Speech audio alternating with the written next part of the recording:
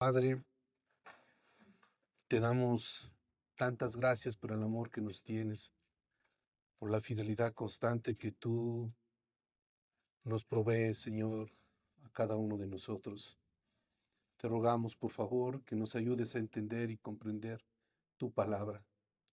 Realmente te necesitamos, Señor. Y ayúdanos, Señor Jesucristo, a disponer nuestro corazón para que nuestro corazón sea tratado con tu misericordia, con tu gracia, sean despertados nuestros sentidos y que podamos ver como tú ves, Señor. Que hoy día sea el día de salvación, que hoy día sea ese gran día en la que muchos corazones puedan ver, puedan respirar tu gloria, Señor. Así que elevamos nuestras oraciones para que tú provoques en cada uno de nosotros un deseo intenso de conocerte.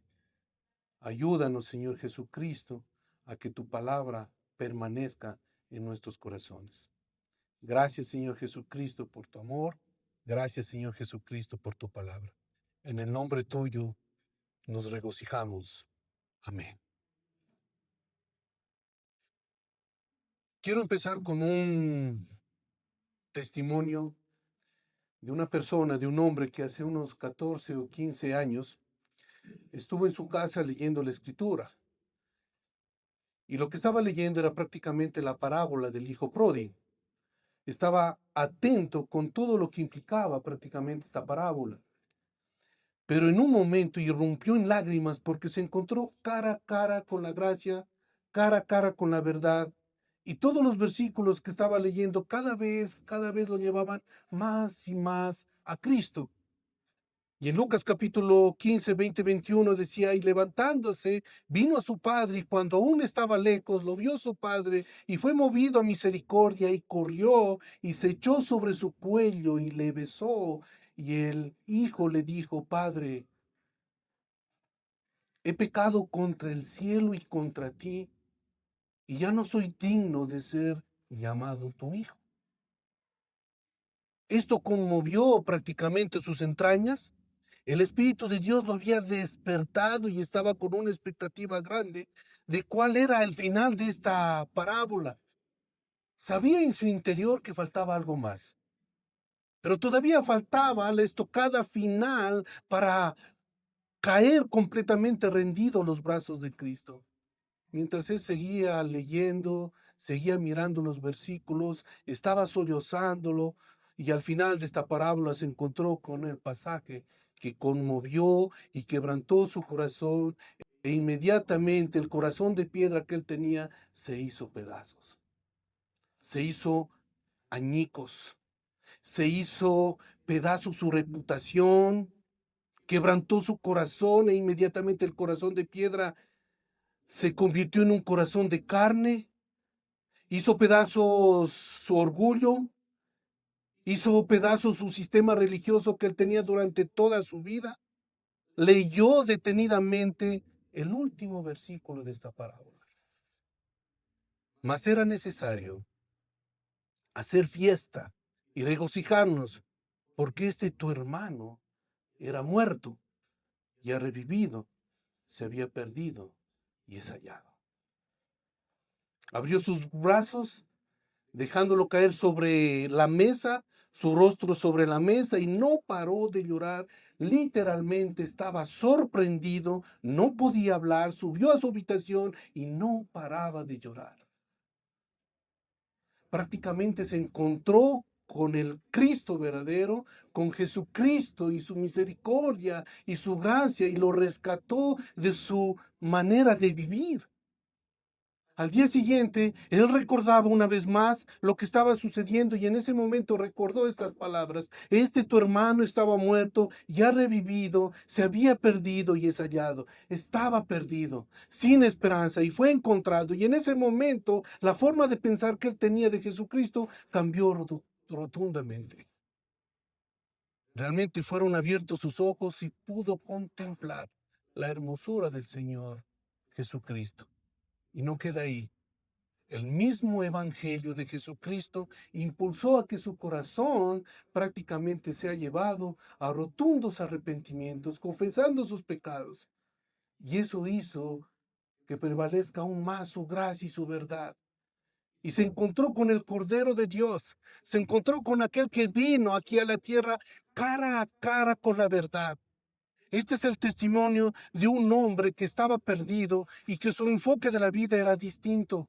Pero cuando se encontró con el Señor Jesucristo, se encontró con el Cordero de Dios que quita el pecado del mundo, destruyó el pecado y recibió el perdón divino gracias al poder del Evangelio.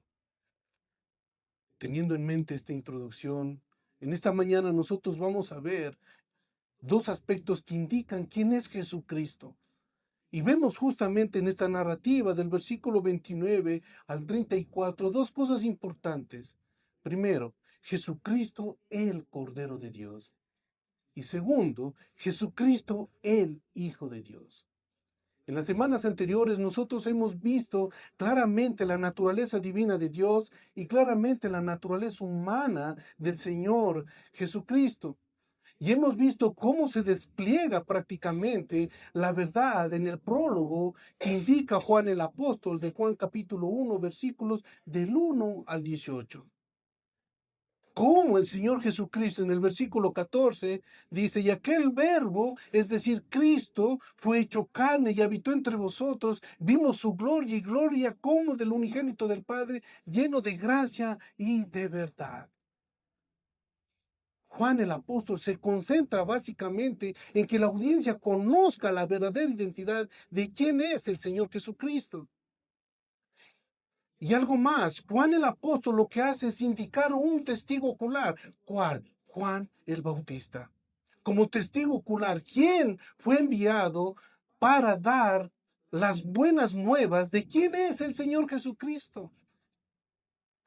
Juan prácticamente dijo esto, yo soy la voz de uno que clama en el desierto, enderezad el camino del Señor, como dijo el profeta Isaías. A esto fue llamado prácticamente Juan el Bautista. ¿Qué es lo que pasó con Juan el Bautista? Porque muchos judíos estaban pensando que probablemente él era el Mesías. Enviaron los fariseos, sacerdotes y levitas. Y hubo un interrogatorio. Y en este interrogatorio hubo muchas preguntas. Ustedes saben que los judíos minuciosos querían saber detalladamente quién era Juan el Bautista. Porque Juan el Bautista en su momento, ¿qué es lo que estaba haciendo? Predicando la palabra de Dios. Y mucha gente sabía exactamente lo que estaba sucediendo, porque mucha gente iba a Juan el Bautista arrepintiéndose de sus pecados y se bautizaba. Y esto les estaba incomodando prácticamente a quienes, a los de la élite de los fariseos, a los religiosos. Pero en todo ese interrogatorio que hubo, Juan el Bautista dijo, no. ¿Tú eres el profeta? No. ¿Tú eres Elías? No. ¿Tú eres el Mesías? No. Yo soy, dijo, yo soy la voz de uno que clama en el desierto. Yo estoy preparando el camino. Así que arrepiéntase de todos sus pecados, porque viene el Rey de Reyes, viene el Señor de Señores. A eso vino Juan el Bautista. Así que Juan el Bautista es quien testificaba del verbo hecho carne. Es más, en medio de ustedes, le dijo, ya está presente. Juan el Bautista testificando que el Cristo ya se había humanado y que estaba en medio del pueblo, pero los judíos no le conocieron. ¿Qué sucedió entonces? ¿Qué sucedió después? Al ver justamente las multitudes, la gente y todo lo que estaba rodeado, ahí Juan el Bautista, ¿qué es lo que pasó? Y vamos a empezar con el primer punto. Jesucristo, el Cordero de Dios. Versículo 29 dice lo siguiente. El siguiente día, vio Juan a Jesús que venía a él y dijo, he aquí el Cordero de Dios que quita el pecado del mundo. Quiero que piense por un momento. Juan el Bautista bautizando a mucha gente, a muchos judíos, incomodando a audiencia de los fariseos. Y mientras Juan el Bautista estaba haciendo eso, Estaba viniendo ya el Señor Jesucristo. Dice la palabra, vio Juan a Jesús que venía a él. Jesucristo iba donde quién, donde Juan el Bautista, y le dijo, he aquí el Cordero de Dios que quita el pecado del mundo. Prácticamente este no es un escenario místico, esto no es un show, esto no es un espectáculo, este es un suceso preeminente. Juan mira a Jesús e inmediatamente ocurre lo más excelso, lo más grande, lo más maravilloso. La presentación de Jesucristo, ¿no? Único Dios verdadero. Juan el Bautista es como si apuntara con el dedo señalando a que todos estén atentos y atiendan a lo que les voy a decir. He aquí, he aquí. ¿Qué significa esto? Aquí en otras palabras les decía, acéptenlo, mírenlo, está delante de ustedes. Está el Redentor, vino el Salvador, vino el sustituto, el que perdona todos los pecados. Este es el Cordero de Dios.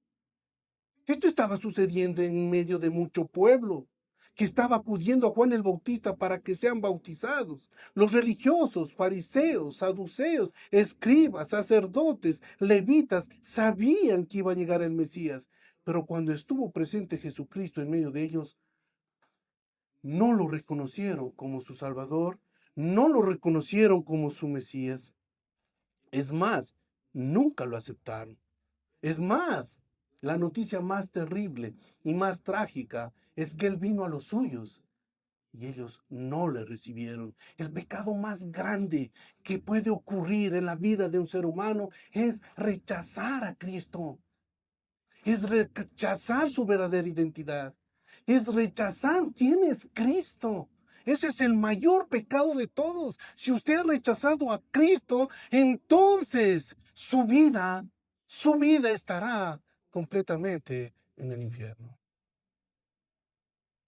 Esto tiene implicaciones graves, graves. Y ahí está el Cordero de Dios.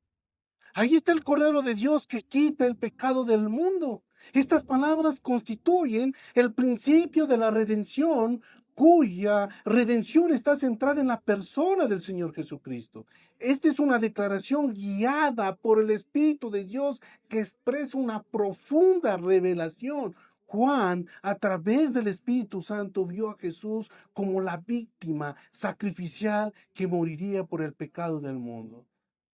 Esta frase que ustedes la están escuchando, he aquí el Cordero de Dios que quita el pecado del mundo, es como el puente para que los pecadores puedan ser redimidos y rescatados de su condición pecaminosa.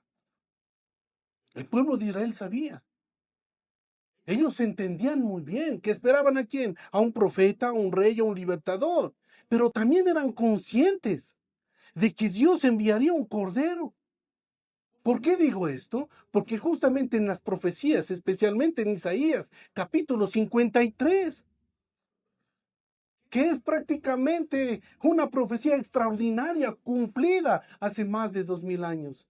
¿Qué dijo el profeta Isaías? Angustiado él y afligido, no abrió su boca como cordero.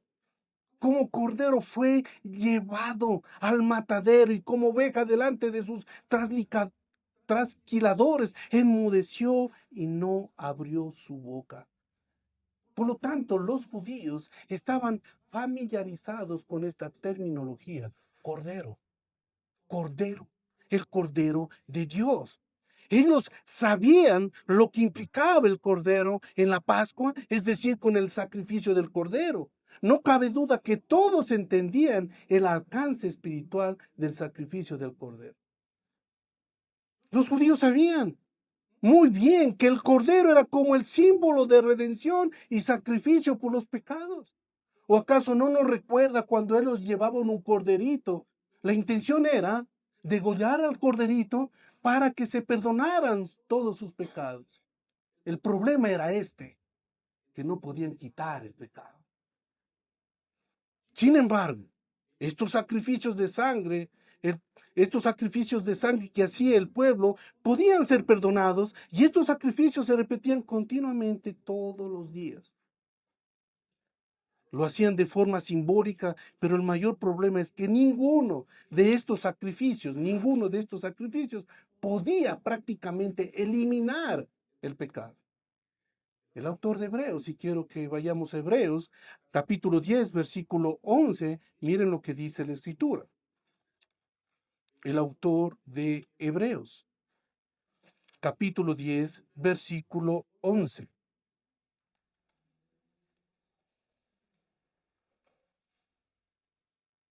Hebreos capítulo 10, versículo 11, dice lo siguiente.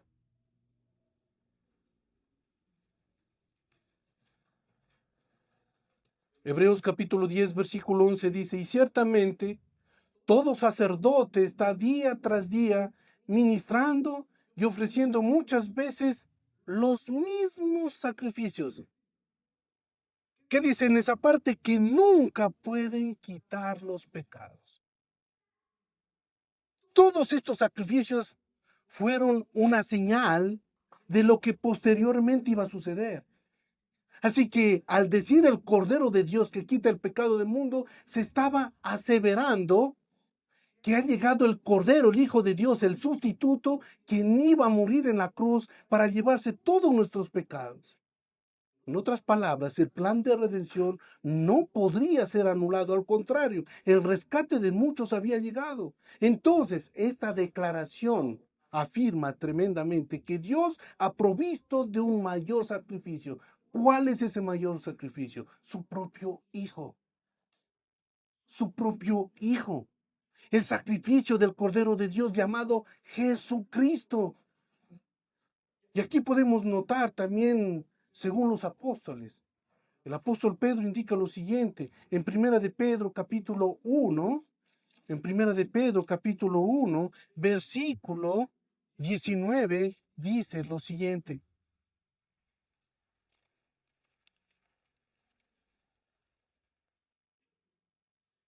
Primera de Pedro, capítulo 1, versículo 19, dice lo siguiente. Tenemos también la palabra profética.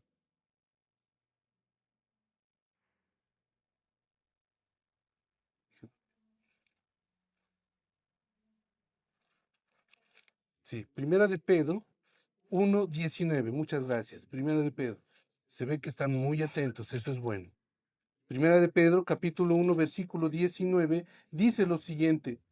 Sino con la sangre preciosa de Cristo, como de un cordero sin mancha y sin contaminación. ¿Qué está aseverando aquí el apóstol Pedro? Él lo vio, es un testigo ocular. Él lo miró a Jesucristo y vio cuál era su verdadera naturaleza, sino con la sangre preciosa de Cristo, como de un cordero sin mancha y sin contaminación. Además, el autor de Hebreos dice, porque tal sumo sacerdote nos convenía, santo, inocente, sin mancha, apartado de los pecadores y hecho más sublime que los cielos, que no tienen necesidad cada día, como aquellos sumos sacerdotes, de ofrecer primero sacrificios por sus propios pecados y luego por los del pueblo, porque esto lo hizo una vez para siempre, ofreciéndose a sí mismo. Este sacrificio único y para siempre, Jesucristo ofreciéndose voluntariamente para morir en la cruz y luego resucitar al tercer día para que muchos puedan vivir eternamente a causa del amor de Dios por sus hijos. Pero no queda ahí, miren esta frase, que se quede grabada muy bien en nuestra mente. Y aquí, el Cordero de Dios que quita el pecado del mundo. Podemos hacernos una variedad de preguntas. Y podemos decir, ¿el pecado de todos? ¿De todo el mundo? Bueno, vamos a contestar todo esto. Todos esos sacrificios de matar corderos y que la sangre sea rociada para perdón de pecados, quedaron abolidos, quedaron anulados. Era necesario un sustituto.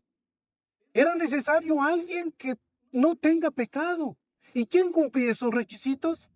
Cristo, sin pecado. El sustituto para llevarse Él todos nuestros pecados, sin defecto como el Hijo de Dios. Toda esa carga que el hombre pecador posee, Cristo vino a retirarlo. Como dijo un comentarista, los juicios de Dios y la condenación por el pecado fueron llevados por Cristo, desviando la ira de Dios hacia su persona, para que los herederos de ira pudieran ser hechos objetos de misericordia y salvos por la obra de la cruz. Fin de la cita. Vino el justo por los injustos. Vino el santo por los pecadores. El santo por los pecadores, el sin pecado por los pecadores. El fiel, el único, por los infieles. El Cordero de Dios vino a satisfacer ¿qué? La ira de Dios que iba a caer en cada uno de nosotros. Vino el Cordero de Dios para satisfacer la ira de su propio Padre. Ese es el Evangelio. Ese es el Evangelio que puede destruir cualquier percepción que tenga en la mente y que de pronto usted no comprendía muy bien. La ira de Dios gobierna el infierno. Y la ira de Dios también gobierna a aquellos que rechazan a Jesucristo. Vino a apaciguar la ira de su Padre. Vino a llevarse toda esa condena que estaba en los pecadores por la eternidad. El Cordero de Dios vino a expiar los pecados del mundo. Vino a perdonar todos los pecados. Todos los pecados. Vino a quitar el pecado. Miren, esta palabra pecado para muchos es considerado un lenguaje ofensivo. Hablar del pecado hoy por hoy es ofensivo. No desean escuchar, no gusta hablar del pecado. ¿Por qué? Porque les ofende y sobre todo desenmascara su verdadera condición en la que se encuentra. Cuando se empieza a hablar del pecado, se está confrontando a la naturaleza misma del ser humano. Y no gusta, no quieren. Se desvía la conversación, no se quiere hablar del pecado. Pero déjenme decirles lo siguiente, Cristo vino a quitar el pecado. El Cordero de Dios que quita el pecado del mundo. Pero para otros, el pecado no solamente es la infracción de la ley, sino que el pecado lo mantiene separado el hombre de Dios.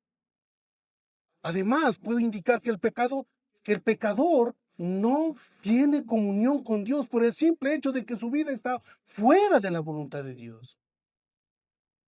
¿Qué significa pecado? Es prácticamente no hacer la voluntad de Dios.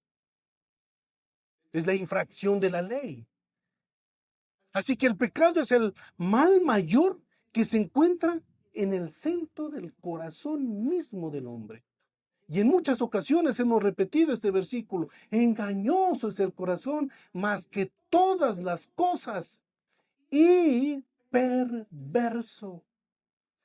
No hay nada bueno en el corazón. No hay uno en la tierra que sea bueno. No hay quien busque a Dios. No hay quien entienda. Todos se desviaron. Pero aquí está el Cordero de Dios justamente para atraer a las ovejas perdidas y llevarlas al redil, perdonarlas, acariciarlas, limpiarlas, sanarlas. A eso vino el Cordero de Dios. Por eso dice que quita el pecado del mundo. ¿Cómo no recordar justamente en Romanos? No hay justo ni aún uno. No hay quien entienda, no hay quien busque a Dios. En otras palabras, significa que el hombre por naturaleza es pecaminoso y que necesita la intervención de Dios urgentemente. El hombre por naturaleza es pecaminoso y que necesita del poder de Dios para eliminar, para quitar ese corazón de piedra y transformarlo en un corazón de carne. Necesita el poder de Dios y liberar al pecador de la esclavitud del pecado. Por lo tanto, se necesita del Cordero de Dios, el sustituto. Y quiero que vayamos a Isaías capítulo 53. capítulo 53, versículos 4 al 6.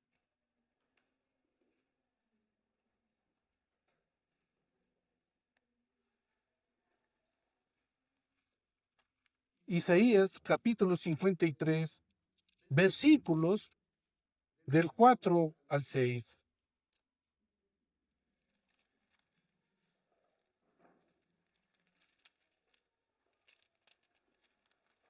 Dice lo siguiente. En el versículo 4 dice lo siguiente. Ciertamente llevó él nuestras enfermedades y sufrió nuestros dolores, y nosotros le tuvimos por azotado y por herido de Dios y abatido. Mas el herido fue por nuestras rebeliones, molido por nuestros pecados. El castigo de nuestra paz fue sobre él, y por su llaga fuimos nosotros curados. Todos nosotros nos descarriamos como ovejas, cada cual se apartó por su camino. Mas Jehová, escuche esto, mas Jehová cargó en él el pecado de todos nosotros. Cargó en él el pecado de todos nosotros.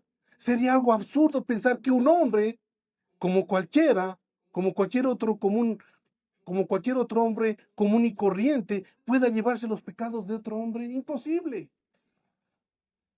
Imposible. Tenía que haber un sustituto. Tenía que haber un hombre sin pecado, calificado como Cristo.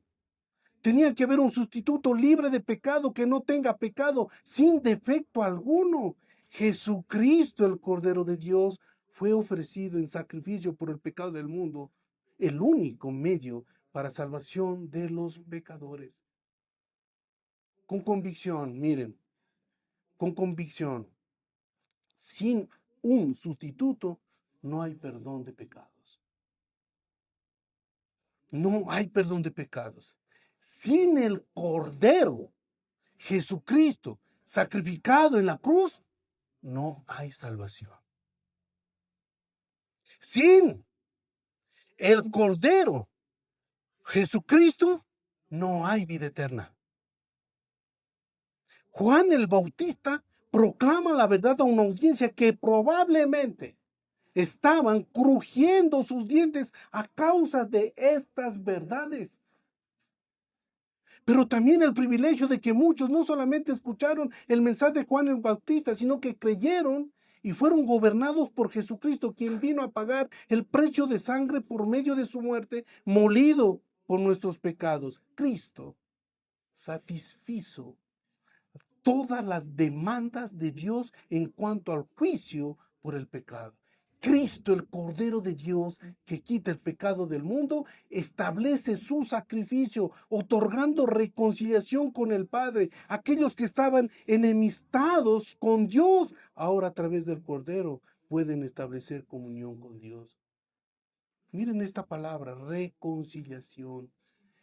Cristo, dice la palabra, Cristo, yo soy el camino, la verdad y la vida. Nadie viene al Padre si no es por mí. Cristo es el puente, el único camino, no varios caminos, el único camino que lleva a la salvación. Así que nosotros debemos entender que el Evangelio, que es Jesucristo, vino para reconciliarnos con el Padre.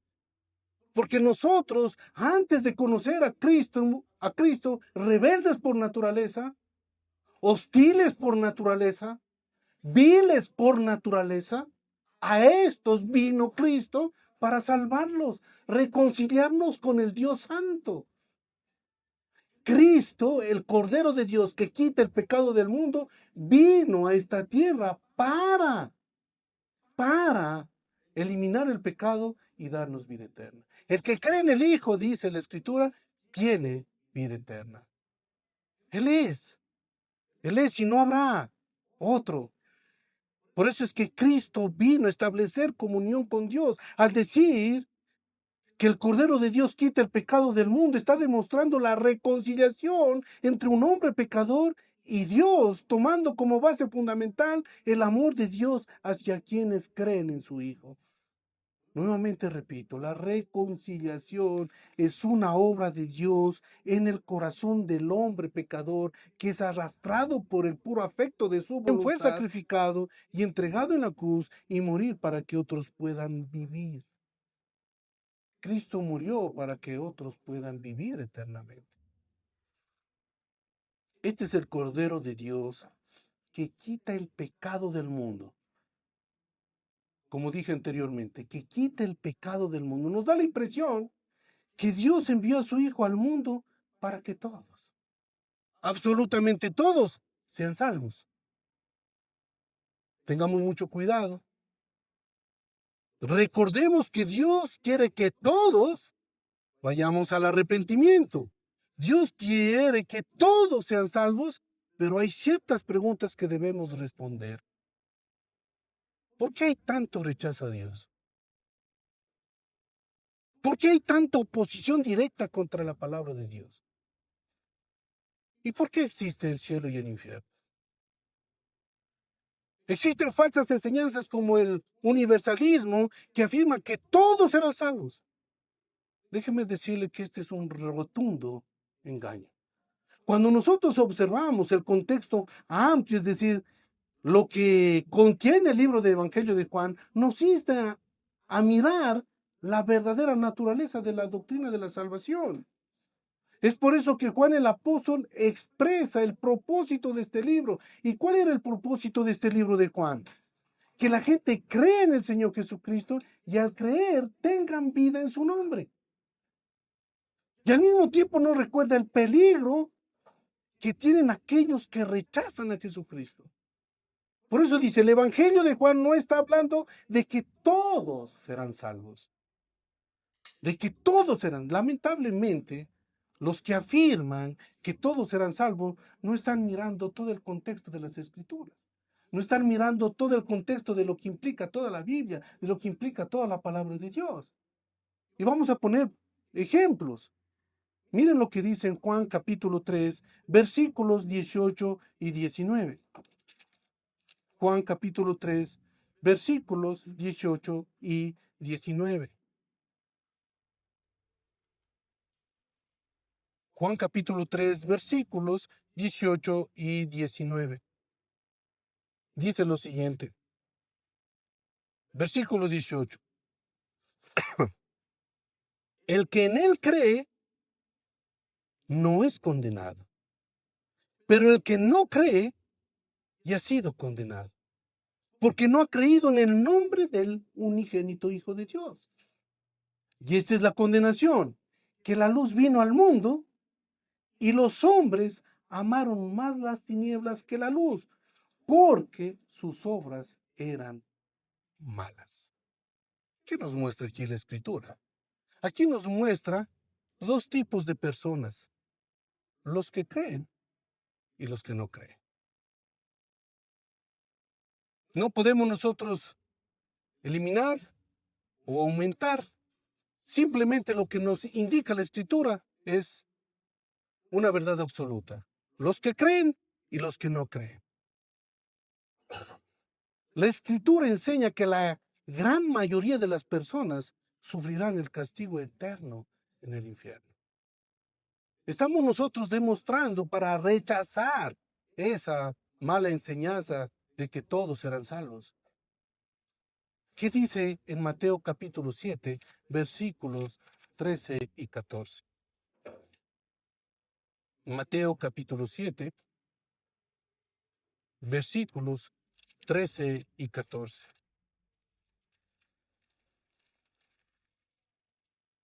Miren lo que dice la Escritura. Mateo capítulo 7, versículo 13. Entrad por la puerta estrecha, porque ancha es la puerta y espacioso el camino que lleva a la perdición, y muchos son los que entran por ella. Versículo 14. Porque estrecha es la puerta y angosto el camino que lleva a la vida, y pocos son los que la hallan.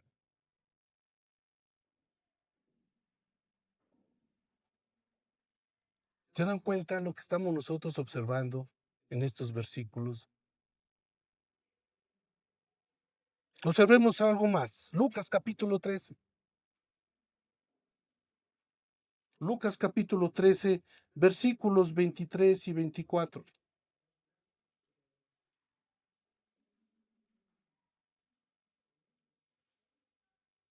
Lucas, capítulo 13, versículos 23 y 24.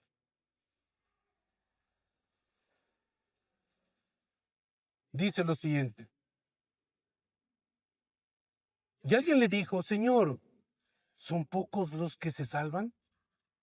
Y él les dijo, esforzaos a entrar por la puerta angosta, porque os digo que muchos procurarán entrar y no podrán. Es indiscutible, porque la misma palabra de Dios nos conduce a discernir dos puertas, angosta y estrecha. Es evidente que muchos entrarán por la puerta angosta que les llevará a la perdición eterna. Y pocos entrarán por la puerta estrecha y estos gozarán de la vida eterna. Una realidad es esta. Si usted estudia y mira los evangelios sinópticos como Mateo, Marcos, Lucas y este evangelio precioso de Juan, usted se va a dar cuenta que Jesucristo habló más del infierno que del cielo. La advertencia es muy clara. La advertencia es muy clara porque Jesucristo vino para salvar. A eso vino. Así que el mensaje de Juan el Bautista es mostrar quién es verdaderamente el Cordero de Dios. Y entramos al siguiente punto, y apunta a Jesucristo, el Hijo de Dios. Versículo 30, Juan capítulo 1, versículo 30. Dice lo siguiente, este es aquel de que yo dije, después de mí viene un varón, el cual es antes de mí, porque era primero que yo. Y estos versículos ya los hemos visto anteriormente. Y es repetitivo. Lo hemos visto en Juan capítulo 1, versículo 15, versículo 27 y ahora en el versículo 30. Pero recordemos qué es lo que está insistiendo Juan el Bautista. ¿Qué es lo que nos está indicando? Primero, Juan era una criatura creada por Dios. En cambio, Jesucristo era infinito. Reconocía que el hombre que venía era superior a él. Reconocía Juan el Bautista que Jesucristo era preexistente. Reconocía que Jesucristo es el verbo hecho carne. Reconocía la deidad de Jesucristo. Reconocía la humanidad de Jesucristo. La unión hipostática. Que Jesucristo es verdaderamente hombre y que Jesucristo es verdaderamente Dios. Todo eso miró justamente Juan el Bautista. Por eso dice, este es aquel de quien yo dije, después de mí viene un varón, el cual es antes de mí, porque era primero que yo. Jesucristo incomparable. Jesucristo insuperable, único. Juan el Bautista sabía perfectamente que Jesucristo era mayor que él, que siempre existió y que es eterno. Versículo 31. Miren lo que dice ahí. Y yo no le conocía, mas para que fuese manifestado a Israel, por esto vine yo bautizando con agua. La pregunta es la siguiente. ¿Por qué Juan el Bautista dijo y yo no le conocía? Ustedes recuerdan que habían lazos familiares. Juan el Bautista era primo de Jesús y él dice y yo no le conocía. Bueno, porque Juan y Jesucristo sabían ellos que eran primos. Juan no sabía que Jesús era el que había de venir hasta que el Padre lo reveló. Va más allá de un mero conocimiento físico. El Bautista le fue revelado que Jesús fue el Cristo. De esa manera no le había conocido. Es decir, que Juan el Bautista al proclamar el Cordero de Dios, lo identificó al Hijo de Dios y lo identificó a Dios mismo. Esa era la forma correcta. Aquí vemos a que Juan el Bautista le fue revelado que Jesús fue el Cristo. Y dice en el mismo versículo, dice, más para que fuese manifestado en Israel, por esto vine yo bautizando con agua. ¿Cuál era la misión de Juan entonces? La misión de Juan el Bautista era ser esa voz que clama en el desierto, enderezad el camino del Señor. Se estaba anunciando la venida del Señor. Y cuando Juan practicaba el bautismo en agua, era para que el Mesías se manifieste en Israel. Alguien dijo lo siguiente: el bautismo con agua apelaba a la realidad de la impureza por el pecado. Por eso podía señalar a Jesús como el Cordero de Dios que quita el pecado del mundo. Fin de la cita. Ahora bien, así que Jesucristo no solamente era el Cordero de Dios, sino que era el Hijo de Dios. Jesucristo, el Hijo de Dios. Versículo 32. También dio Juan testimonio diciendo: vi al Espíritu que descendía del cielo como paloma y permaneció sobre él. Versículo 33. Y yo no le conocía, otra vez vuelve a repetir. Y yo no le conocía, pero el que me envió a bautizar con agua, aquel me dijo: sobre quien veas descender el Espíritu y que permanece sobre él, ese es el que bautiza con el Espíritu Santo. El propósito entonces es grande.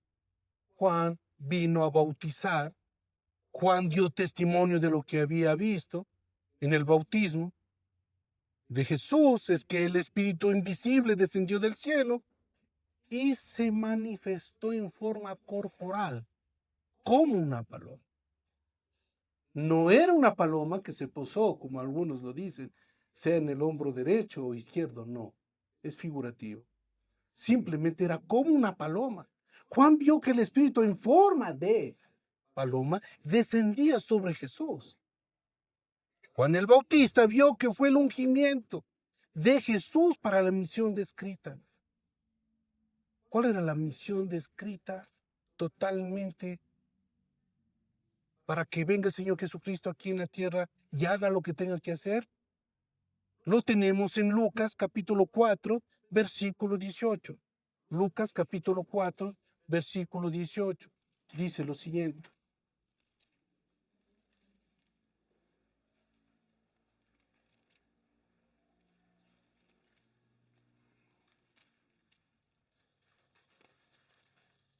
Lucas capítulo 4, versículo 18 dice lo siguiente, desde el versículo 17.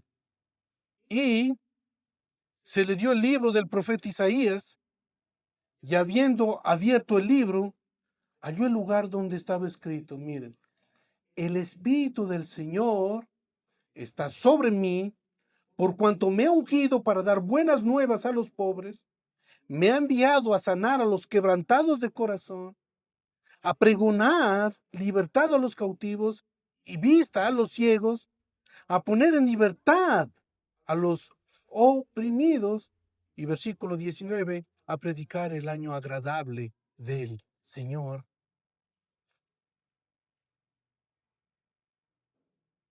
Esta es la manifestación del poder divino que lo capacitó para cumplir con la misión de abrir los ojos a los que están ciegos espiritualmente hablando, dar libertad a los que están cautivos por el pecado, darles una verdadera libertad a aquellos que están afligidos a causa de sus pecados.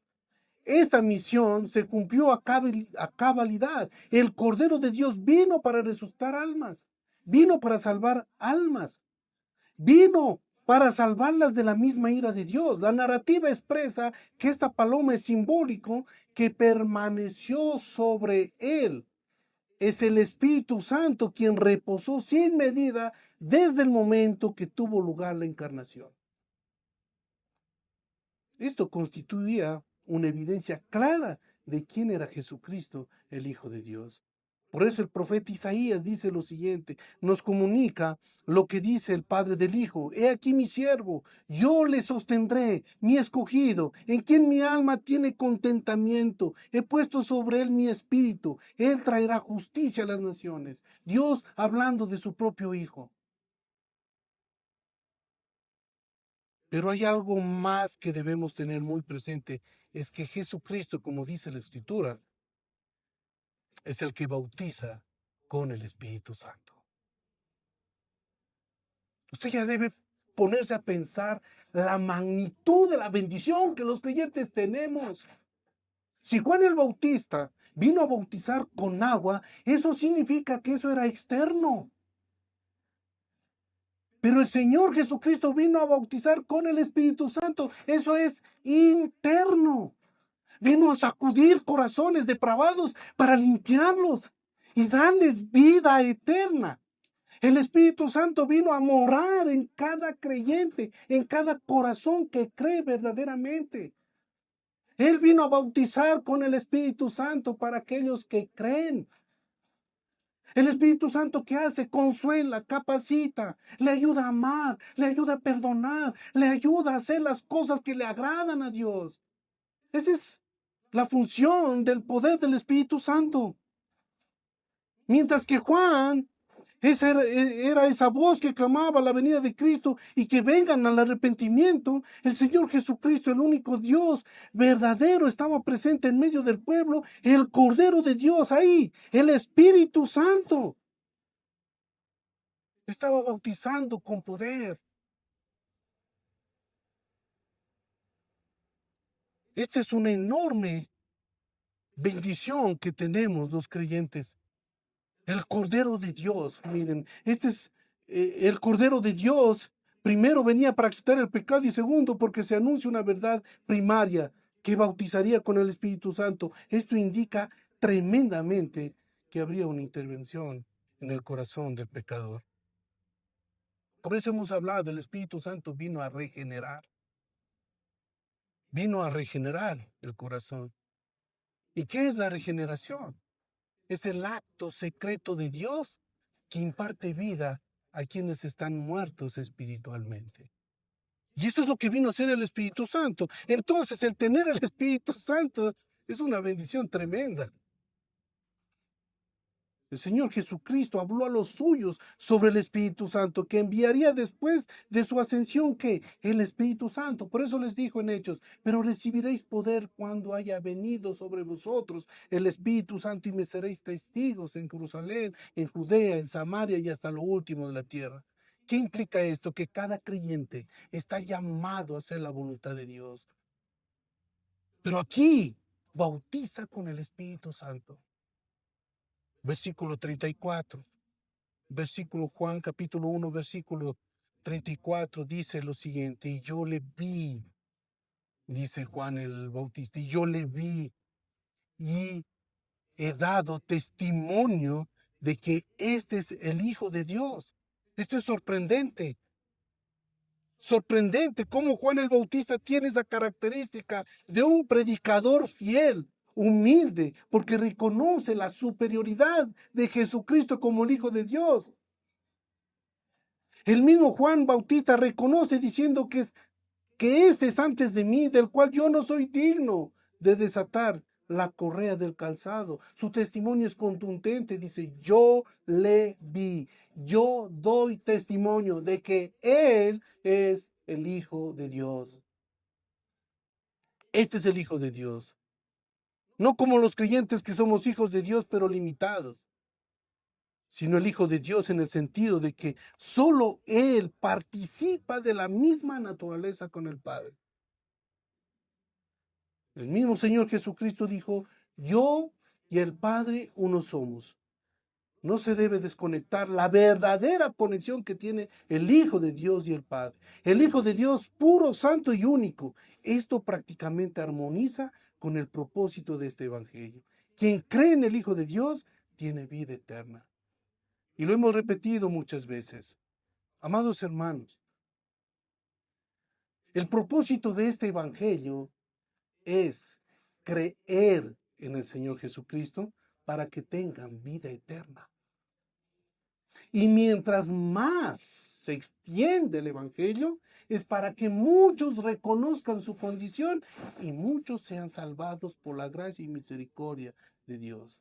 Jesucristo, el mediador entre los hombres y Dios, vino para salvar. Jesucristo, el mediador entre los hombres y Dios, vino para capturar corazones y sacarlos de su miserable vida.